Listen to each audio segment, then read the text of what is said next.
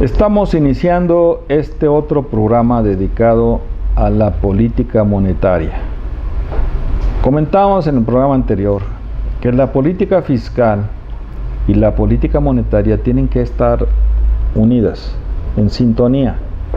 Cuando hay una carga fiscal muy grande, la política monetaria tiene que tender a bajar las tasas de interés.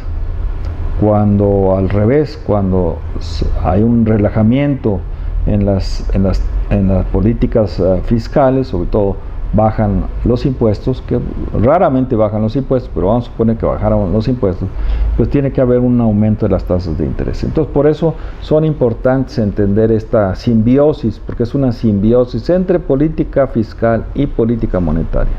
Entonces ya explicamos en el programa anterior la política fiscal, ahora vamos a explicar la política monetaria. Y antes que nada, pues doy mi Twitter chacoca, @chacoca con K de kilo, y mi correo electrónico coahuiltejas con J, coahuiltejas@gmail.com, y más adelante les daré mi celular que tenemos dedicado para este programa. Pero hablemos de la política monetaria. La política monetaria siempre al inicio de la primera sociedad humana, los sumerios, fue el oro.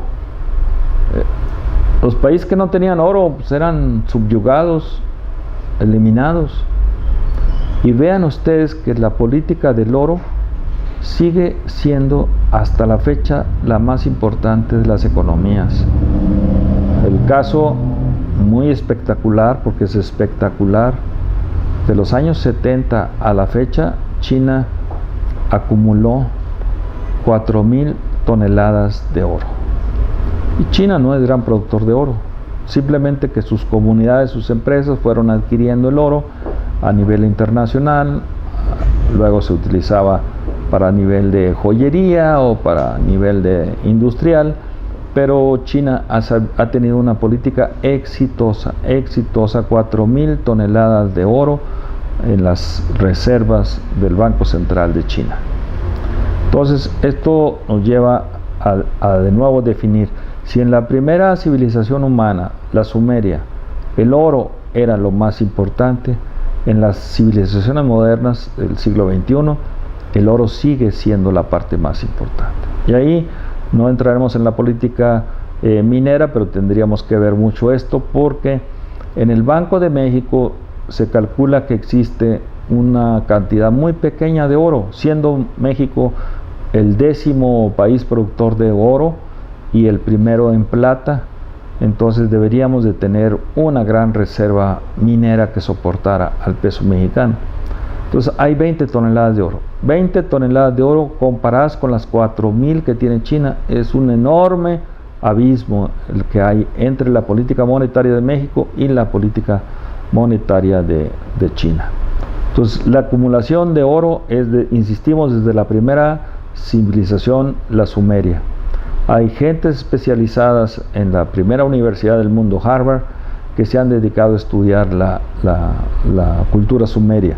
Pero como estamos hablando de política monetaria, tendremos que decir que fue el origen mismo del poderío de las naciones, era la cantidad de oro que se tuviera.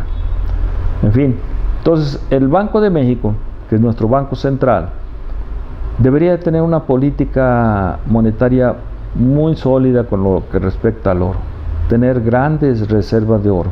Ya las hemos perdido, se han vendido, se han corrompido, se las han llevado, no sabemos, pero solamente quedan 20 toneladas. Y luego, últimamente, al terminar la presidencia de Felipe Calderón, se desaparecieron así, entre comillas, 8,000 barras de oro, que eran 100 toneladas de oro, que Banco de México dice que había comprado en los mercados de Londres, Frankfurt y Zúrich, en Suiza. Entonces, esas 8,000 toneladas de oro tienen que ser analizadas, tienen que ser profundizadas, tienen que ser gente.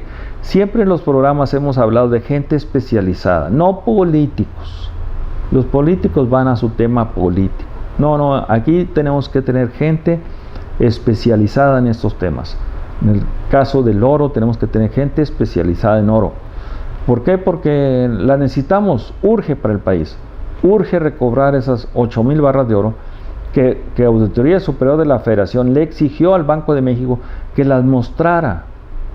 Luego que mostrara la certificación, la calidad, quiere decir la calidad del oro. Eso se conoce en términos muy concretos como hallmark, con H y termina en K de kilo, hallmark. El hallmark de las barras de oro, para ver si eran 999.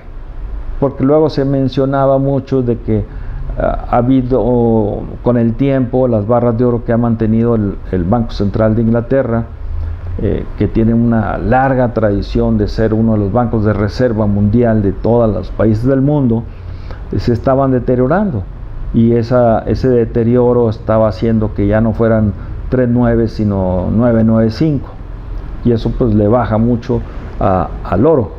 El oro se presenta en tres formas, decía yo hace rato: en forma de barra de oro, que son 12.5 kilogramos de oro, o 400 onzas Troy en el sistema inglés, lo que significa una barra de oro.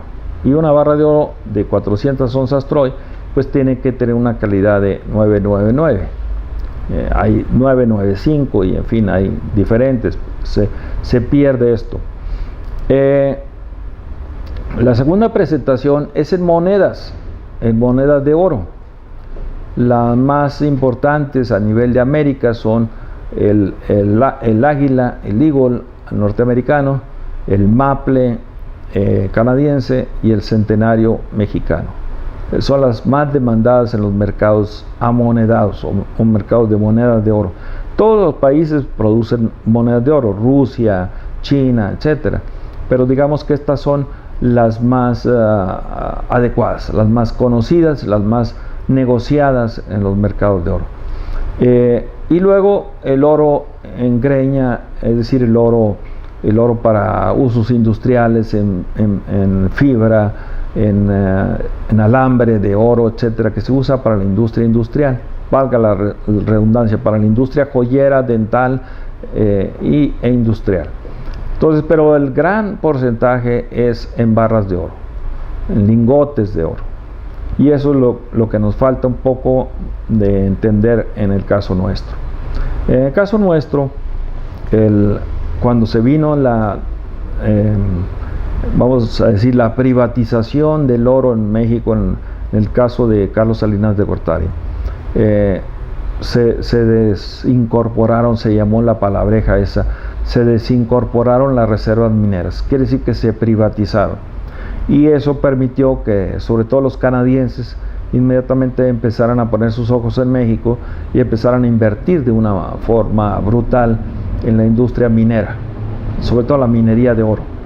Y esta minería de oro trajo como consecuencia una depredación al medio ambiente, conflictos con las comunidades, saqueo del oro por cualquier forma, contaminación de las tierras, porque ese proceso de industrializar el oro, que se llama lixiviación, pues prácticamente echan a perder las tierras.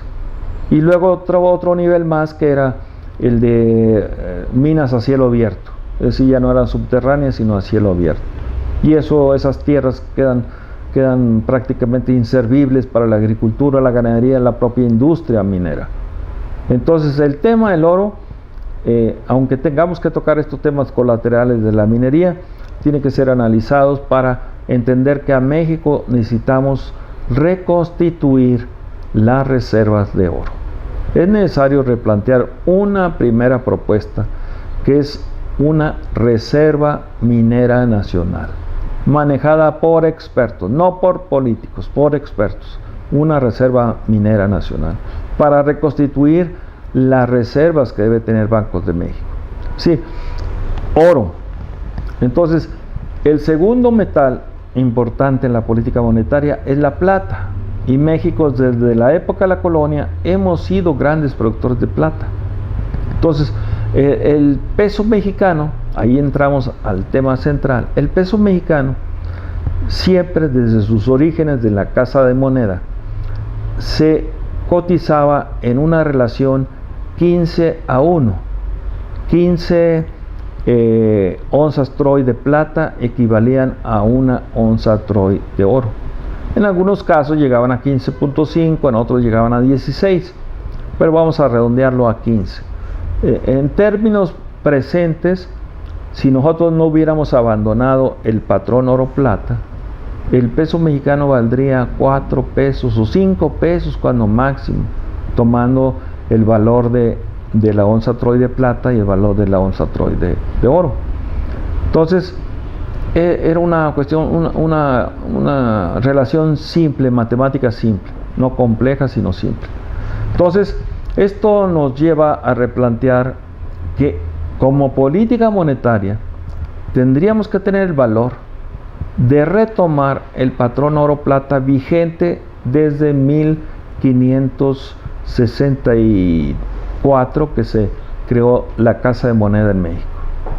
Entonces la Casa de Moneda en México siempre le dio ese valor. El valor del oro y la plata, México tiene, desde siempre ha tenido estos dos metales, le daban solidez al peso mexicano. Ya en 1800, el tipo de cambio dólar-peso mexicano era 1-1. Tenemos la serie completa de esta información. En el año de 1900, y fíjense ustedes, en el año 1900 tuvimos la pérdida de Texas, la invasión norteamericana, la invasión francesa, las guerras internas, la guerra de reforma, y luego el porfirismo, y el peso mexicano se mantenía incólume, porque había una hacienda pública mágica. Entonces esa relación de 15-1 nos daba estabilidad. Entonces el peso mexicano se devaluó solamente 2-1 frente al dólar, y se devaluó por una política equivocada de el líder de la hacienda, el gurú de la hacienda pública mexicana, Yves Limantour, que no supo visualizar la crisis de la plata que se estaba viniendo en 1905, y ese es el origen de la revolución en 1910. Entonces, pero el tipo de cambio se mantenía casi incólume. Vino la Revolución Mexicana, y cuando se termina la Revolución Mexicana, el tipo de cambio estaba aproximadamente 4.5 pesos por dólar. No, con tanta destrozo que hubo en la economía, en las haciendas, en muertes, en las exportaciones, México seguía manteniendo fuerte su peso mexicano. Pero llegó 1944, los acuerdos de posguerra de Bretton Woods en Estados Unidos, donde Estados Unidos emerge como la potencia ganadora de la Segunda Guerra Mundial, y entonces Estados Unidos entra una polémica muy interesante ahí entre el gobierno de los Estados Unidos, representado por el subsecretario del Tesoro de apellido White, y el gran economista de todos los tiempos, Keynes, donde Keynes planteaba una moneda global para evitar que un solo país manejara la economía mundial. O sea, Keynes quería una moneda mundial, que le llamó Bancor. Y Estados Unidos no quiso, se negó a aceptar una moneda global, ni siquiera virtual, ni siquiera contable, nada, era el dólar.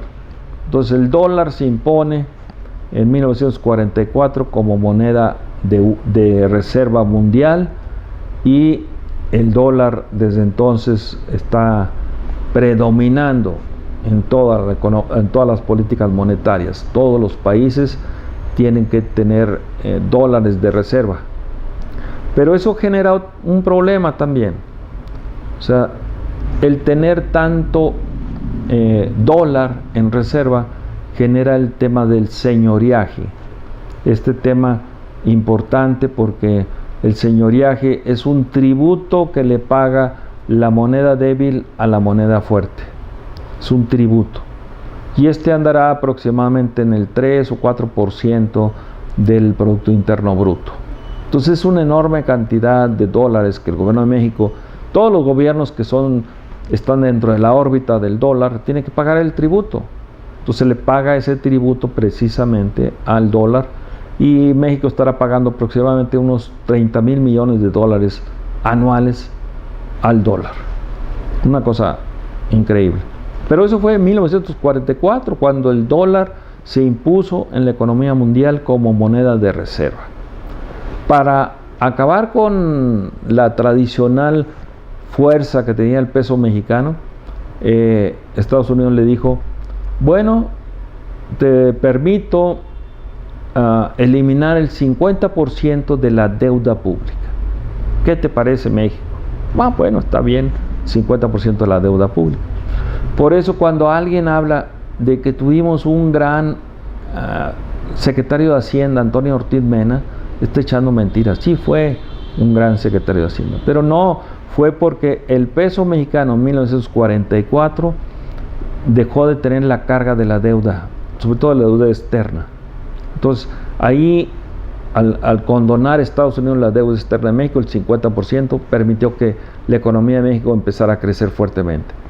Luego, solamente, aparte, adicionalmente, Estados Unidos dijo: te voy a permitir que entren a trabajar a Estados Unidos 1 millón de trabajadores al campo, y les voy a dar documentos y les voy a descontar una pequeña cantidad para que cuando se regresen a México, el gobierno de México les regrese a esos trabajadores ese dinero.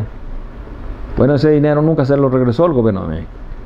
Pues estuvo en la Secretaría de Gobernación Miguel Alemán, y luego estuvo Madrazo, y ahí se desapareció el dinero de los trabajadores agrícolas que fueron legalmente a Estados Unidos. De ahí se vino un movimiento que se llama Bracero Proa, que no se les han pagado esos dineros, y en fin, ese fue un acuerdo de 1944 de México, Estados Unidos, y unos protocolos ocultos que siempre existen, que no hay documento que lo pruebe, pero sí la gente que se ha dedicado a esos temas de inteligencia ha dicho que se permitió que Estados Unidos le compraba toda la droga a los Estados Unidos. De ahí, en ese momento, el gobierno de México dijo: bueno, que sea a través del conducto oficial, que fue la Secretaría de la Defensa Nacional y un órgano llamado NADRO, Nacional de Drogas. Entonces, NADRO fue el punto de venta de ese producto no reconocido, que es la droga. Pues era precisamente para los ejércitos de Estados Unidos, pero también Alemania empezó a presionar a México sobre este tema, y de ahí se vinieron otros problemas, que luego dedicaremos un programa específicamente sobre esto. Pero la política monetaria del peso mexicano tiene que ver 1944, fue el parteaguas para entender la crisis del peso mexicano. Ese peso mexicano estaba fortalecido por el petróleo, que venía a sustituir esto a nivel internacional, sobre todo en la primera guerra árabe de los años 60 aproximadamente, pero que repercutió en 1971, básicamente en la guerra del Yom Kippur. Israel gana esa guerra, pero los países árabes hacen un embargo del petróleo, y el precio del petróleo estaba en $3 el barril, de 42 galones un barril, y se fue hasta los $11. Estamos hablando del 71 al 73 aproximadamente. Ahí nace la segunda moneda, que no es moneda, pero se llama en términos financieros el segundo commodity. El segundo commodity más importante, el petróleo. Entonces el dólar se empezó a apalancar en petróleo, o sea, dejó al oro a un lado y se dedicó a apalancarse en petróleo. Entonces, desde el 73 a la fecha, el dólar está apalancado, está soportado por el petróleo. Es decir, Estados Unidos decía: bueno, me vas a vender petróleo, pero cómprame mercaderías en dólares, y el dólar se convirtió en la moneda sólida, fuerte, desde los años 70 a la fecha. Como ahora llega China, que decimos tiene 4,000 toneladas de oro en reserva, ahora China está regresando al tema anterior, al tema de que la moneda tiene que estar apoyada en oro. Y entonces nace el 18 de diciembre del año pasado, del 2017, nace el petroyuan. Es decir, si tú, China es gran consumidora de petróleo, si tú me permites, ya no te voy a pagar en dólares, sino te voy a pagar en yuanes. Y al momento que tú quieras, país petrolero, te reconvierto los yuanes en oro. Entonces, por eso ahorita hay una guerra comercial entre Estados Unidos y China, precisamente por el tema del oro, el tema de la moneda. El yuan estaba considerado en 1990 como una de las monedas raras del mundo, una moneda rara. Pero después fue creciendo la economía de China y pasó a moneda intermedia o soft currency, le llaman los mercados de monedas. Y a partir de los años del 2000, China ya entró como moneda de reserva en el Fondo Monetario Internacional en el 8º lugar. México estaba en el lugar 5º. Y como México ha estado pues prácticamente en crisis por la clase política que tenemos, que no entiende este tipo de temas, que no entiende geopolítica, geomoneda, entonces México ha perdido lugares y ahorita la moneda mexicana es la 12ª moneda más fuerte del mundo y China ya pasó a ocupar el lugar de México en el 5º lugar. Entonces eso nos pasa por no entender este tipo de temas importantes para entender valga la redundancia, la estratégica importancia del oro y la plata. México desarrolló unas barras especiales que se conocen como barra doré, que es una composición entre plata y oro. O sea, si no tenemos lingotes de oro, pues tengamos unas barras doré, o sea, una mezcla entre oro y plata. Y ahí es donde tienen que ver mucho los ingenieros geólogos, los ingenieros mineros, en decirle al gobierno de México cuál sería la composición necesaria o urgente en estos temas, o economistas con enfoque minero, que también lo sabemos. Pero entonces el tema de las barras de oro ya nos llega a este punto de las barras doré, ¿sí? Pero insistimos, la guerra que se visualiza ahorita comercialmente hablando entre China y Estados Unidos es precisamente por el oro. Y estábamos hablando de la primera civilización sumeria, en la cual el oro es la base principal para crecer la economía. Y sigue siendo, entonces, el oro. China está retomando esto, Estados Unidos está teniendo un problema grave. Si Estados Unidos, definitivamente, el único país que puede cambiar la geopolítica y la geoestrategia del mundo se llama Arabia Saudita. ¿Por qué? Porque Arabia Saudita tiene las mayores reservas de petróleo del mundo. Entonces, si Arabia Saudita llegase a jugar en un momento determinado con China, se viene un problema grave para el mundo occidental soportado en dólares. Entonces ahí habría un tema muy importante que tocar. Y abro un pequeño paréntesis porque es importante que ustedes lo conozcan. El asesinato del periodista Khashoggi en Arabia Saudita es parte explicativa de esta guerra subterránea que hay entre Estados Unidos, que no quiere que Arabia Saudita se le salga, como dice vulgarmente o coloquialmente, del corral y se vaya con los chinos. Pero es el único país que puede desestabilizar al dólar. Y entonces ya no va a ser petrodólar, sino ya va a ser petroyuan. Si Arabia Saudita se pasa del lado de China, entonces se acabará el dólar y entrará el petroyuan como moneda de reserva internacional y China pasará a ser la primera potencia mundial. Hasta ese punto es muy importante que entendamos esto. O sea, el petroyuan contra el petrodólar. El petrodólar y el petroyuan, pero el petroyuan soportado en oro. Todo esto viene de esa discusión de 1944.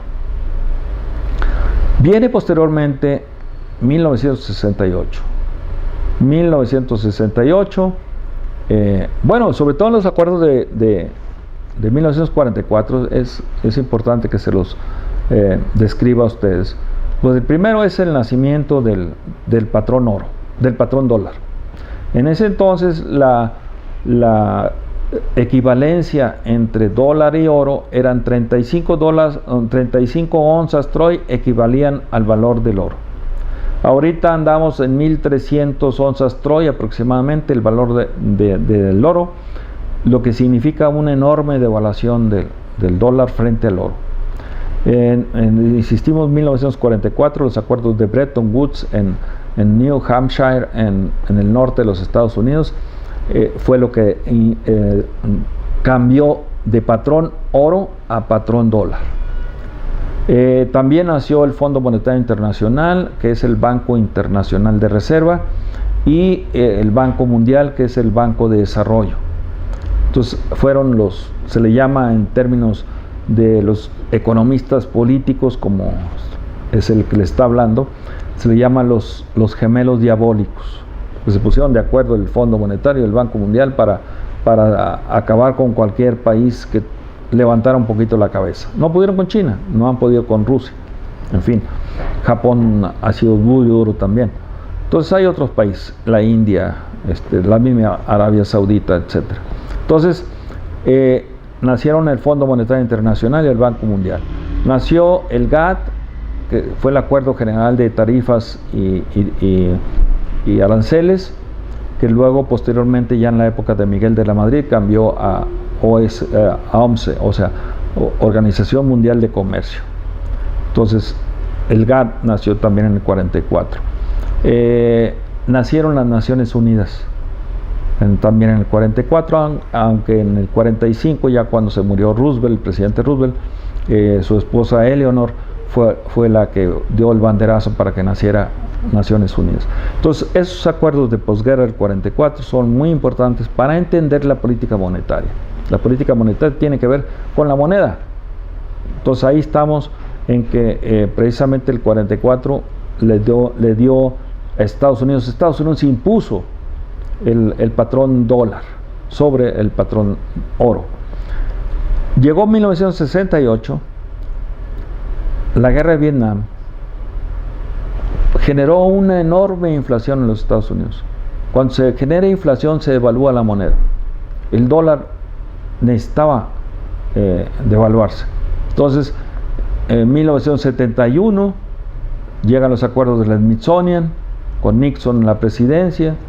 Dio lo que se llamó la sorpresa de octubre, porque mencionó que Estados Unidos ya no iba a tener una equivalencia entre oro y plata, se dejaba el dólar flotar, entre comillas, y que el oro también tomara su mercado, no iba a estar ya controlado por ningún gobierno, y en ese momento nacen los mercados de divisas, mercados forex.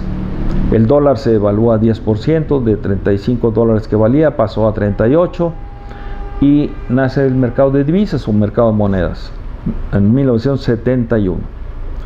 A la fecha, el mercado de divisas tiene un movimiento diario de 1.5 trillones de dólares por día. O sea, lo que es el PIB de México, pero por día. Aquí es anual, ahí es por día. Entonces, un mercado muy dinámico, muy difícil de entender, muy volátil, y donde se mezclan todos los intereses desde armas, oro, metales preciosos, tierras raras, coltán entre ellas, etcétera, etcétera. Entonces,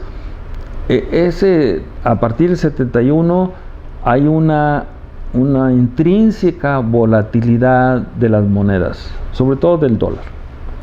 Luego en el 99 pues nace el euro, que ya es la competencia del dólar en Europa, pero el euro es otra historia. Pero dejemos ahí en el 71 que el dólar deja de estar indexado con el oro y nacen los mercados de divisas.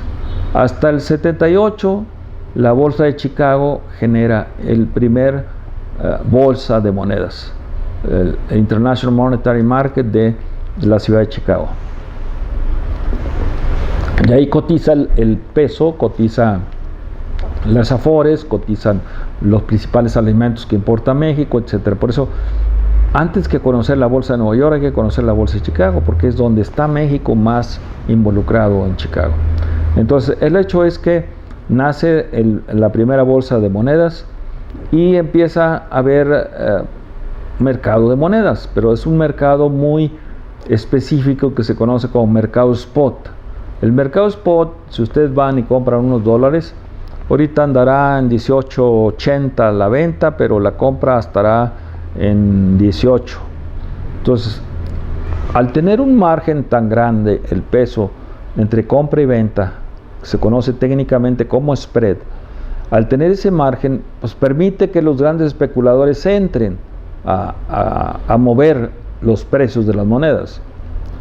Lo que hizo China grande, se lo copió a Hong Kong, que Hong Kong hasta el 99 pasa a ser ya territorio chino, pero todavía con ciertos asegúnes, porque la bolsa de Hong Kong es la que está prácticamente indexada con el tipo de cambio. El tipo de cambio desde los años 70 es de aproximadamente 6 yuanes a 1, pero también son 6 dólares de Hong Kong a 1. Entonces están indexados Hong Kong y China, y eso es lo que permite precisamente que China no tenga un gran movimiento en su moneda. ¿Por qué? Porque la tiene controlada, porque no permite a los grandes piratas o macrosicarios financieros que empiecen a especular sobre el yuan chino. Entonces hay un yuan hacia el interior de China y hay un yuan hacia el exterior. Y el yuan del exterior apenas en los años 2010 empezó a cotizar en la bolsa de Chicago, el yuan chino. México ya tenía experiencia en la cotización, pero China no lo tenía, y los chinos nos han desplazado totalmente. Entonces, por eso es que la importancia de entender este tipo de procesos. Entonces, el peso mexicano, a partir de la crisis del 94, el doctor Zedillo dijo, ya no vamos a estar en el mercado spot, vamos a estar en el mercado de futuros. Y el mercado de futuros es precisamente el que nos permite que la moneda no se mueva tan rápido. Tiene un movimiento, sí, pero es positivo para la gente que entienda mercado de futuros, porque, por decir algo, si el peso mexicano está ahorita en 18.80, estamos en febrero, si para mayo yo quiero comprar dólares, no me voy al mercado spot, no me voy a las ventanillas de los bancos, no me voy a las casas de cambio, lo compro en la bolsa de Chicago. Compro un stock que son, los contratos son de 500,000 pesos mexicanos, no más, no menos, 500,000 pesos mexicanos. Los compro para un tipo de cambio 18.80. Si en mayo estuviese a 20 por 1, pues entonces yo ejerzo el contrato y yo ya gano una pequeña cantidad. Y si estuviese abajo de 18.80, estuviese en 15 o en 16, pues yo no ejerzo el contrato, le digo, ¿sabes qué?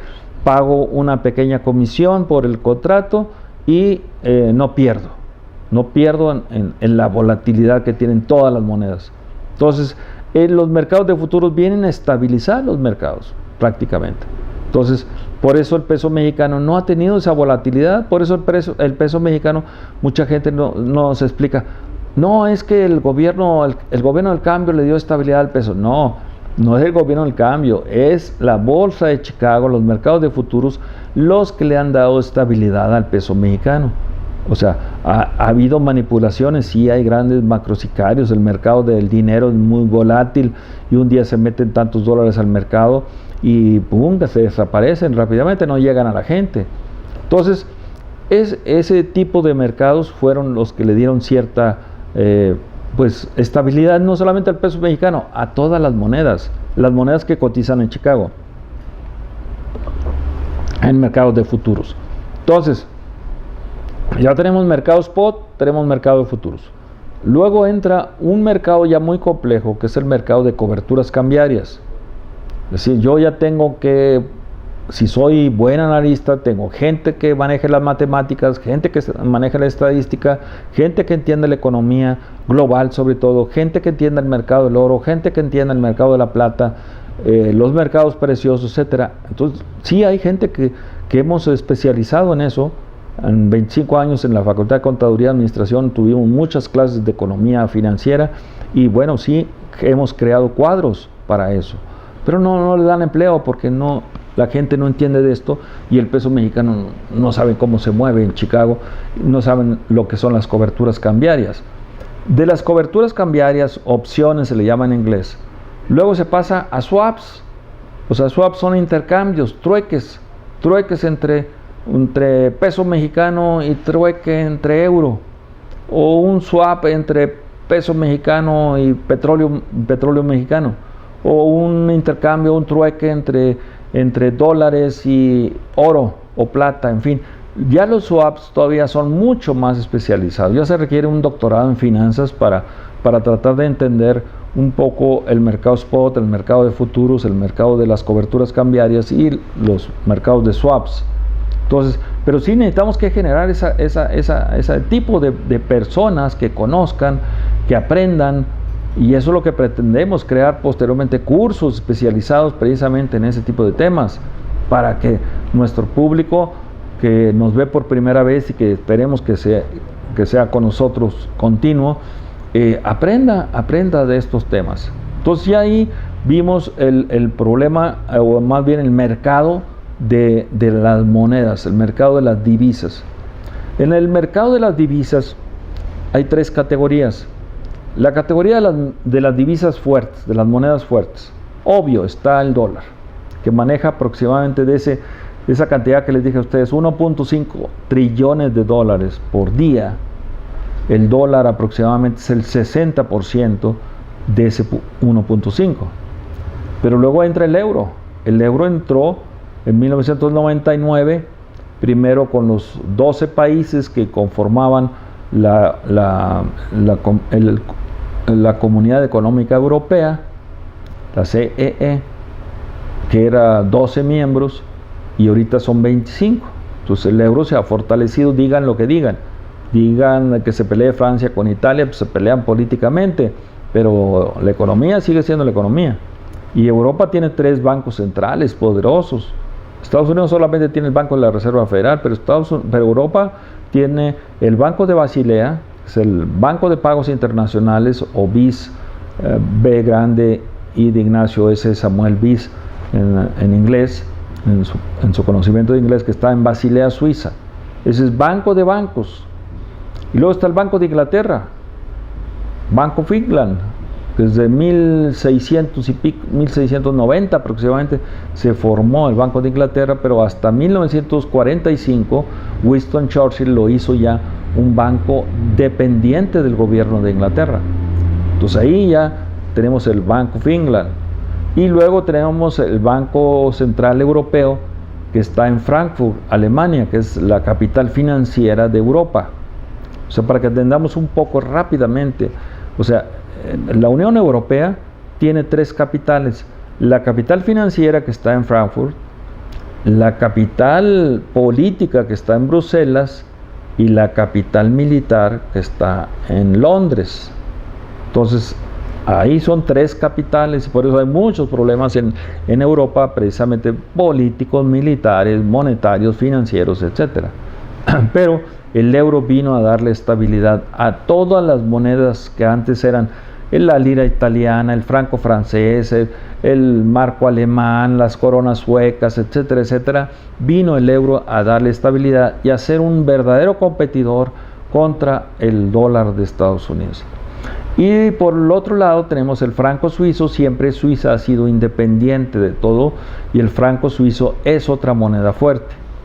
El yen japonés, pues también es otra moneda muy fuerte. Esas son las monedas, los que se conoce en inglés como hard currencies, o monedas duras. Luego vienen toda una serie de monedas suaves, que se conocen como soft currencies. Y entre ellas está el peso mexicano, está el real del Brasil, está el rublo ruso, el Krugerrand de Sudáfrica. En fin, hay toda una serie de monedas intermedias ahí.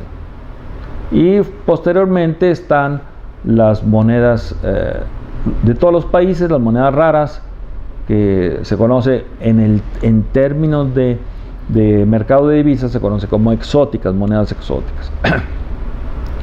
Entonces ahí tenemos ya, primero, cómo ha evolucionado el mercado de oro-plata, cómo ha evolucionado el mercado del peso mexicano, de estar 1 a 1 en 1800, está ahorita prácticamente a 20 por 1, pero si nosotros retomáramos el patrón oro-plata, estaríamos aproximadamente a 5 pesos por 1.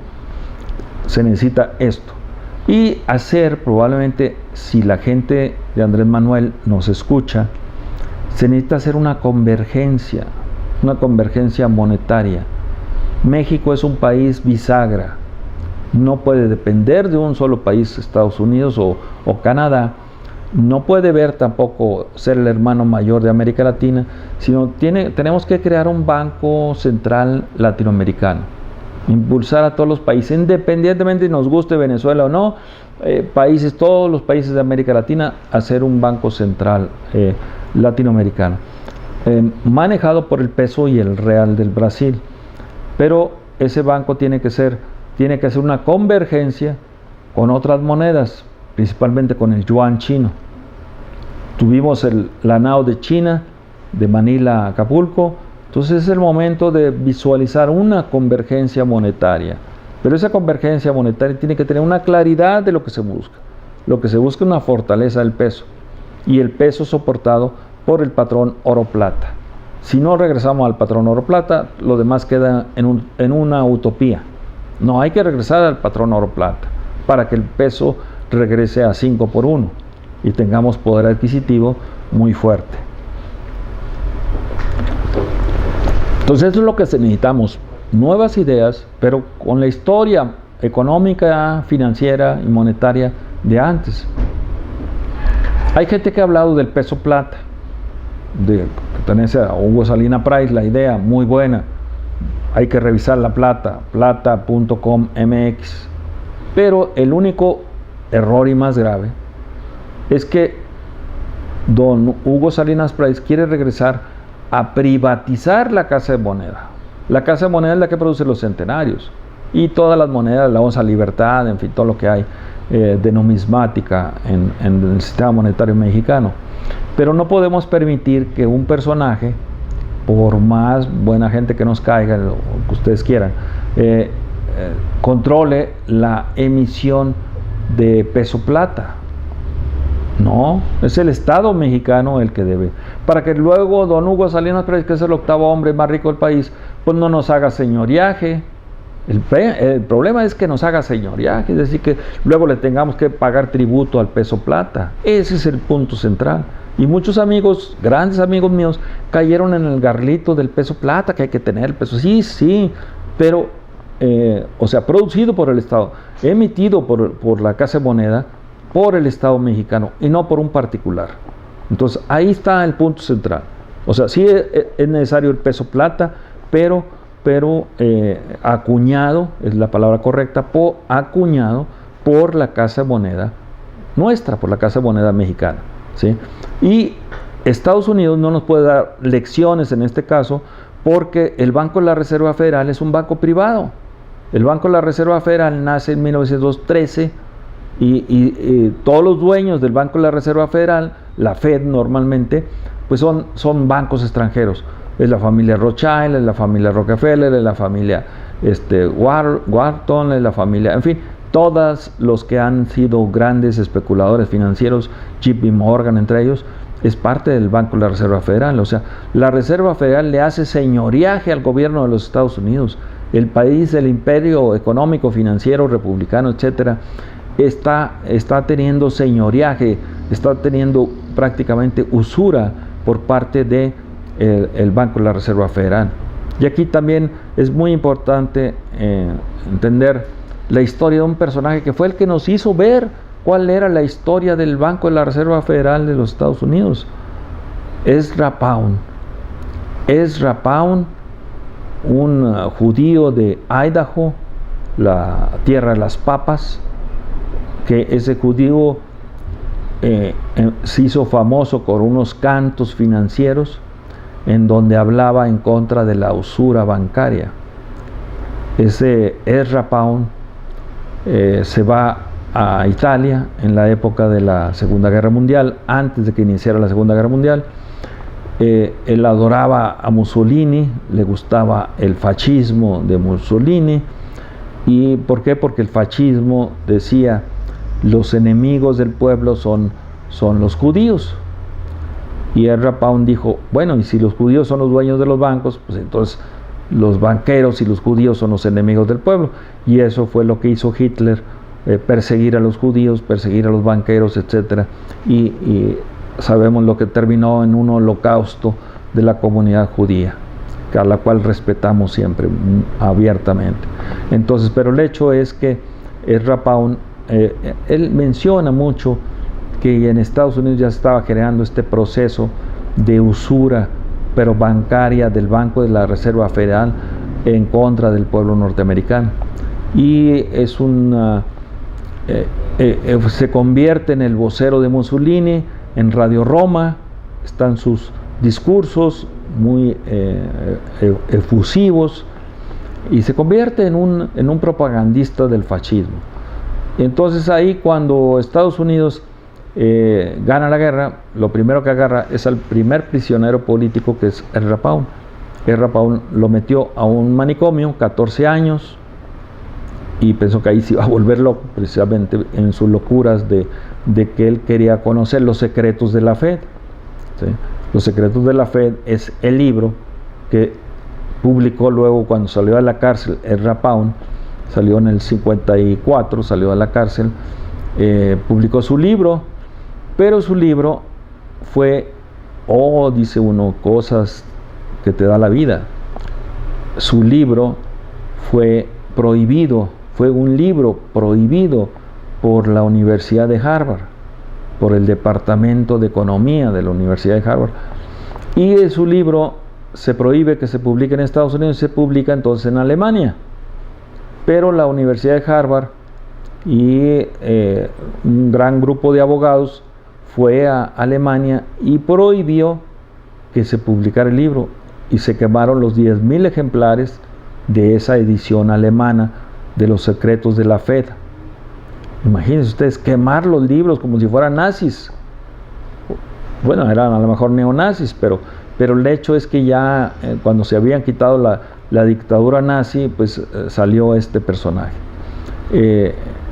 Más bien la Universidad de Harvard a prohibir la venta del libro. Viene 1968 y el departamento o la facultad de economía de la Universidad de Berkeley en California, la más revolucionaria siempre la más avanzada políticamente, sacó el libro, una pequeña edición, el departamento de economía, y de nuevo llega el FBI y confisca toda la producción de este libro, Los secretos de la Fed. Otra vez llegan los años 80, hay una pequeña liberalización europea, y de nuevo se trata de publicar en Europa, está vetado, y hay un personaje que fue aviador del ejército de los Estados Unidos, Mullins, que lo publica en México, en San Miguel de Allende. Imagínense ustedes, en los años 80, ya casi llegando a los 90, es la primera edición ya a nivel global, internacional, de el libro Los secretos de la Fed. Se lo recomendamos ampliamente, Los secretos de la Fed, de Ezra Pound y Mullins. Prácticamente ya Ezra Pound había muerto, entonces Mullins continúa, que fue un piloto aviador, pero radicado en San Miguel de Allende, Guanajuato. Entonces esas son las historias que hay que conocer, las historias de la Fed, ese banco que sigue siendo privado, que le hace usura al gobierno de los Estados Unidos. Aquí hay dos anécdotas históricas. Cuando Lincoln estaba en guerra de secesión, dijo Lincoln unas palabras proféticas.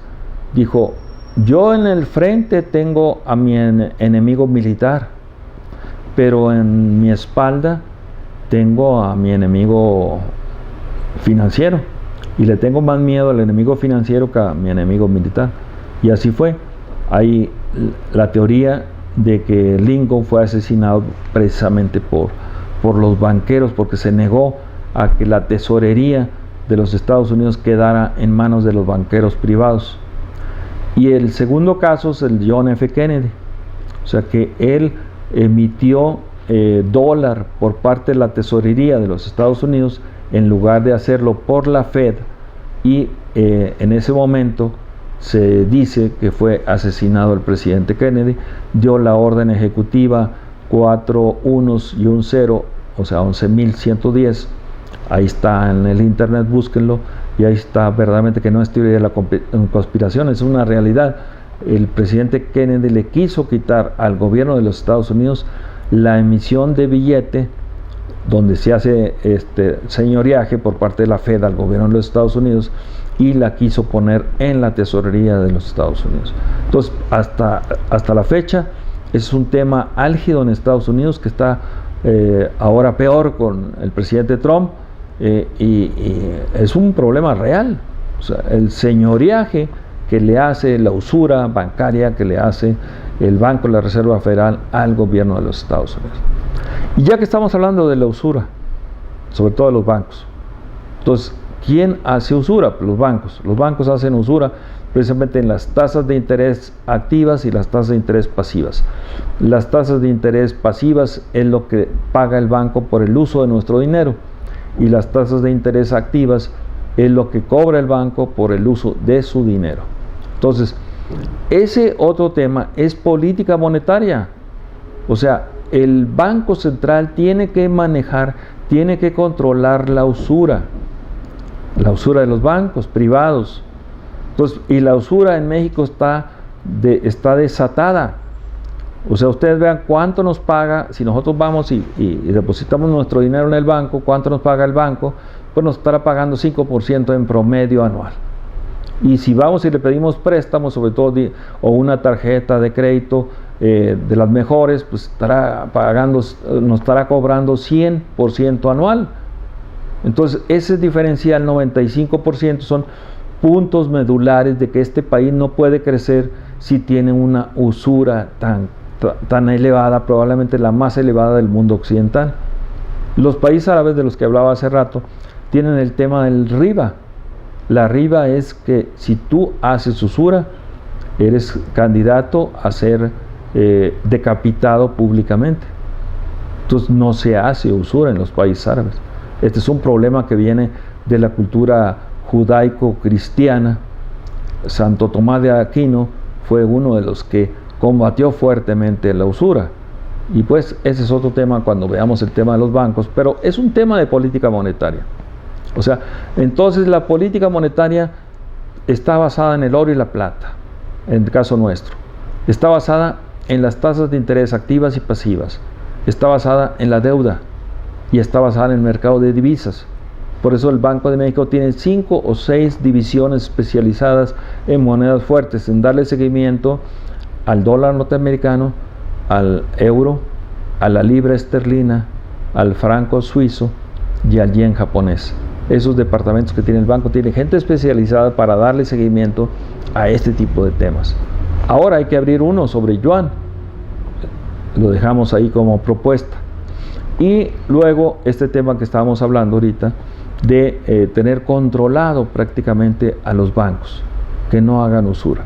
Una ley de usura que Benito Juárez lo hizo con el anatocismo para proteger a los deudores, para que no se cobrara interés sobre créditos vencidos, y luego Venustiano Carranza lo hizo en la ley del 16 de septiembre de 1916, poniéndole un techo a las tasas de interés activas de 20% anual.